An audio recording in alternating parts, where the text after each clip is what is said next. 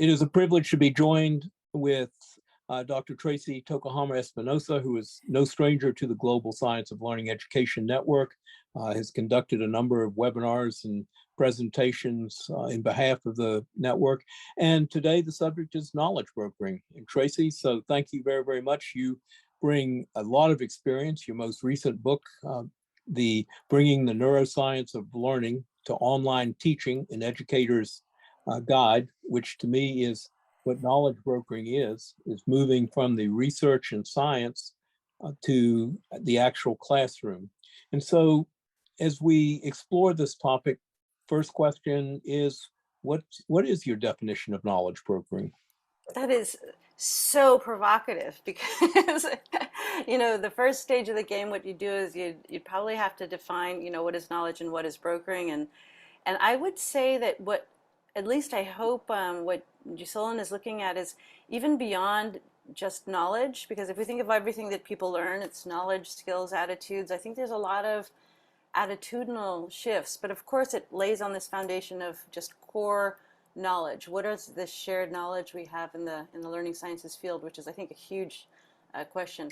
And I wonder a little bit about the brokering, because I like it a lot, but I also, the first time I heard of it, since I'm sitting here in New York, I thought, you think of stockbrokers and you think of people who make their living off of other people's things, which I know that's not the real point of this. So what I would suggest is that maybe knowledge brokering is the ability to sort of leverage information, walk the talk of multiple transdisciplinary fields in order to have these conversations around the learning sciences, and done freely, in a sense that there's a mutual exchange and mutually beneficial gain for all. So not necessarily that brokering in the sense of where somebody gains from somebody else's information, but that there's an exchange.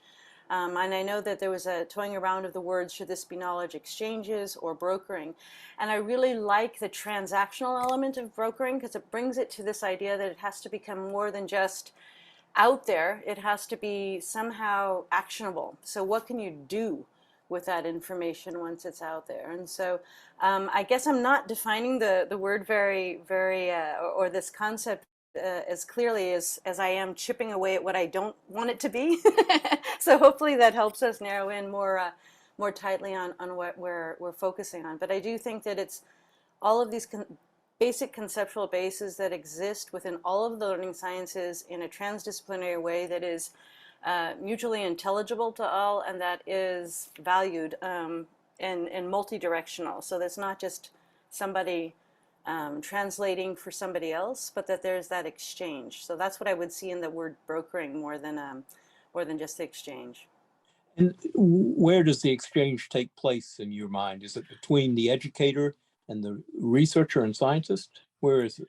I think that there's at least three different dynamics there, right? One is the researcher practitioner model of this idea of, does the teacher have these skill sets where they're actually looking into the research themselves? And if not, are researchers actually feeling open to working with teachers? So that is one exchange.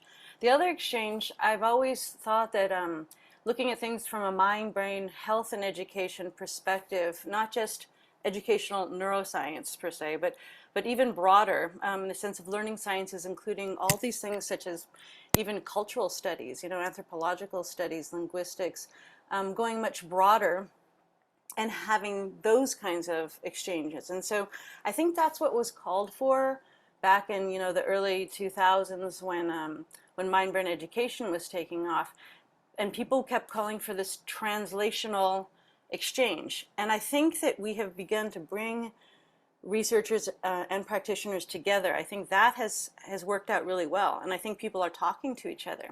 What's happening is, though, it still doesn't then move to this other level where you have expert knowledge gets translated into what's usable. So I think we've got there and we've translated it, but we have not disseminated it. So it's not actually common knowledge for teachers or educators. So I think we're heading in the right direction with that, but I think that the exchanges have begun to occur. What's not happening is it's not yet commonplace. So like you have the Deans for Impact. So you have whatever, 8, 9. You have a couple of universities that focus on teacher training that would really bring that in. And you have several other universities like Johns Hopkins working on mind, brain, and teaching. And you have, several isolated groups, but it's not that it's the norm for all teachers to know more about neuroscience, about psychology. I think that COVID kicked us, in the right direction to make people value the importance of, mind, brain health and education as as they impact educational decisions. But we're not quite there yet. But I do think that we're moving in the right direction there. So the exchanges, at least at the first level, researcher practitioner, at a second level where you're getting mind, brain health and educational experts in their own field to talk. But I think the third and ultimate step where we're not at yet is where you actually have a new kind of professional that is a learning scientist. That is, that is what we do. That is, a new type of formation. And I think we're moving in the right direction, but we're not quite there yet. So in following up on that, who then, in your opinion, is doing this well? What are examples worth studying? Oh, there's some really great people right now. I think, for example, Mary Helene Mordino-Yang has always been somebody I've just loved and admired because she always approached this from a teacher perspective and then very much from the humanness of being a parent and then looking at all the neuroscience implications and the things that we can learn from the learning sciences, from science itself, that would actually inform, the human exchanges. So I'd say Mary Helene Mordino-Yang is great. Stanislas Dehaene in France has just been exemplar in terms of taking complex ideas on consciousness or on math or on language and actually bringing them to the general public in a good way, even so much so that teachers embrace what he's talking about. So I think that he's another good one. I think Daniel Ansary with doing things in math, David Daniel doing just general translational work from cognitive side of things, cognitive psychology into teaching. There's a lot of people who are doing great work. Those are mainly people in the States. Others in Europe have been doing amazing things. Roberta Lent has been doing a fantastic job of doing more of the community outreach towards trying to move everybody forward with their understanding of the learning sciences, which I think is absolutely fantastic. I'd say Sarah Jane Blakemore and Uta Frith have been really fantastic in the UK. I think Paul Howard Jones has been doing a lot of wonderful things. I think in his quiet, retired way, Howard Gardner continues to do, inch the field forward. So I think there are a lot of good people out there, but and they're doing really good work. I think the bigger goal now is what I think Gisolin is out to do, is to really establish the community and sort of let's advance all of us, sort of making this leapfrogging forward in our understanding all together. I think that we have pockets of understanding, but I think once everybody shares this common base, I think people will move forward all together. So how can the Global Science of Learning Education Network, or GSOLN, play a useful role? I'd say that probably it's already done some wonderful things by tapping into, I can't remember, it was Sebastian Lespina, I can't remember who your first speakers were, but basically doing what other groups have not yet done because they've been trying to be rather, they're very, very cautious and fair and more neutral, so they're not saying or sharing information about, the global impact of poverty on growing brains or things like that. That Gisolin is venturing into talking about bigger concepts or the impact of technology on what's going on in learning, or bigger ideas. Those macro ideas have become a space of Gisolin sort of by default, by the first choices that you guys made, which I think is fantastic. But I think at a second level, the main thing is to go back to that word we were talking about before about brokering. If there could be a more unified type of a platform in which teachers and researchers, or the researcher practitioner, in which mind, brain health, and education specialists, or everybody from the learning sciences, where people could consider, well, this is a great first stop, let me check on the website what's going on with GSOLA now, so that you can sort of acknowledge and see, what are these hot button topics, where is the research going, what are the limitations of what we are working with, who are key people out there. I'll give you a concrete example. Every week I have a dozen people write me emails asking, well, who can I talk to in the field? Hi, I'm studying in the middle of Iowa. I don't have anybody who's doing this, but this is where I want to go. I've had a taste of this. I've seen some of the videos that GSOLAN has, or I've heard about the IMBIS conference, and they get a taste of it and they want more, and they want to belong to a community, to a professional society of people who are moving in the same direction and advancing our understanding about the teaching learning dynamic. And I think that GSOLAN could play a really wonderful role in brokering the space, the physical, virtual, whatever space that is for encounter. Because there's a lot of great people out there doing great things, they just don't know where to meet. And I think that some people feel rather limited. If you go to the ARA, SIG, we oftentimes get people very, very in the throes of educational research. And if you go to the Society for Neuroscience, all they're doing is neuroscience research, and they're not really talking to each other, though they're almost studying very similar questions, right? Or you go to the early conferences or IMBIS, and you see very similar things going on, but people almost don't even know that this is happening. And so I think creating that unified space where people could actually get that macro overview of, well, what is going on within this community? Who is actually out there doing things?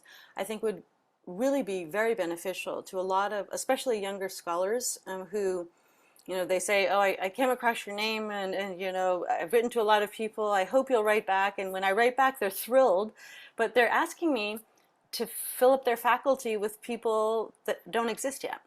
And so what they're looking for now is well, what is the infrastructure then? Who can I hang on to? Who is a good point of reference? Who can I use as one of these leaders in the writing brain, or people learning early math skills, or what we're looking at, social emotional? Like, who are these thought leaders within the global science of learning? And I think that showing off the membership of GSOLAN would be very helpful to helping these younger scholars actually move. They themselves will become the force of the field, right? Exactly. So you've spoken about this some. What are some of the barriers that need to be knocked down or confronted?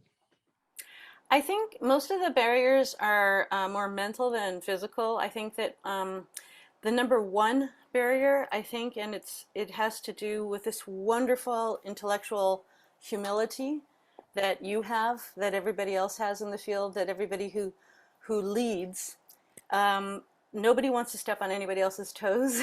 nobody wants to launch out and be the leader, or to say, well, yes, we will take the first steps, because everybody feels very humbly, and it's wonderful. It's a very generous field. People really say, wow, I know about this niche space, but I don't know about this other niche space. And everybody's so humble that nobody wants to launch into the bigger, broader definition of things, because it's not saying that we know everything, but it is saying we're offering parameters to think about this. And that's kind of scary, because we don't want to offend anybody who might fall out of those parameters. So I think probably the biggest barrier is in leadership. That has been true for all international organizations that are moving towards improving teaching and learning. Everybody is really comfortable in their own little slice, but it's really hard for people to take that leap into that bigger space. And I think that we could use a little bit of that bravery, even though it is people are worried about it being misinterpreted as being arrogance. And I think that that's something we definitely, nobody wants to be accused of that, and everybody is really trying to have their humble space, but I think we could use the leadership. So yeah, it's often a thin line, isn't it, between arrogance and effective advocacy and achievement. This has been very, very helpful. Anything else you'd like to add? No, I just love the fact that you're asking and this whole pedagogy of listening, you know. Let's hear what people are thinking about and what they'd like and what would help move this all forward. If we just have this ultimate goal of sort of having this broader, wider, international, transdisciplinary, you know, translational kind of a community, how does that all move forward? And so I appreciate all the things that you're doing here. And just, I would just add that if communication has always been, when I did my doctoral dissertation trying to figure out mind brain education, did it have standards? Did it have parameters? Did it have it?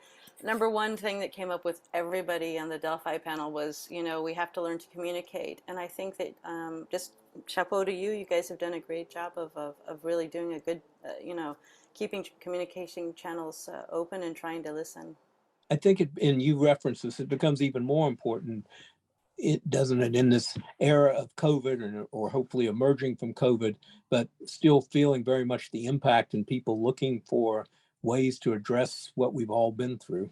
Yes, I think I definitely agree with that. And I think you shared, I think that's another thing that other groups have been a little bit more cautious in actually endorsing or sharing key publications. But Giselin has been sharing really strong resources that I think are very beneficial. There was a recent one, I think it was Sebastian's group that came out with that. It was a multi-authored very translational view, very easy to understand view of very difficult concepts. Fantastic. And those are the kinds of things, it'd be great if, you know, all the groups would feel comfortable saying this is really worth a read. But I think, again, people are so afraid of endorsing one thing because they might be forgetting something else, and then it's very hard. But I think it's wonderful that that we're taking those brave steps. Well, we may have to change knowledge brokers or add knowledge bravery brokers. Uh, Brave knowledge brokers. dare to be brave. Let me thank you very, very much for taking part in this and adding to it, and looking forward to talking much more about it. Thank you. I appreciate the time, Bob. So